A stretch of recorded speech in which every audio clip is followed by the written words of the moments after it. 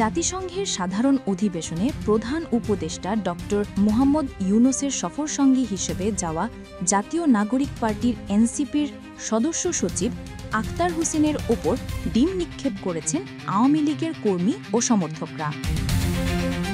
২২ September সোমবার স্থানীয় সময় বিকেল ৫টার দিকে নিউ ইয়র্কের জন এফ কেনেডি আন্তর্জাতিক বিমানবন্দর থেকে বের হওয়ার সময় হামলার শিকার হন আখতার।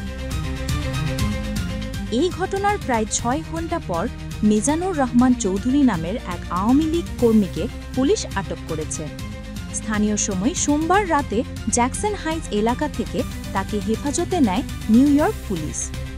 জানা গেছে, এই ঘটনায় আরও বেশ কয়েকজনকে পুলিশ খুঁজছে, তাদের বাড়িতেও তল্লাশি চালানো হয়েছে।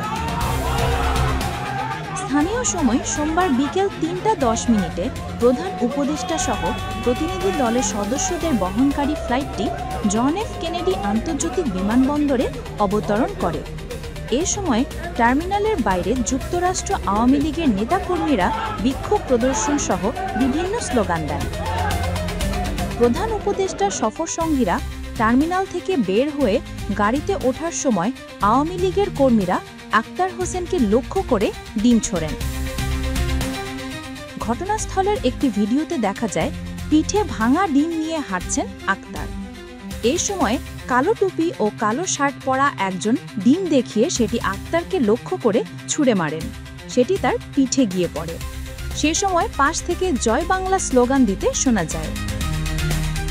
ঘটনার সময় নেভি ব্লু জার্সি ও কালো রঙের সোয়েটার পরা দুই ব্যক্তি আখতারকে সরিয়ে নিয়ে দ্রুত সামনের দিকে হেঁটে যান।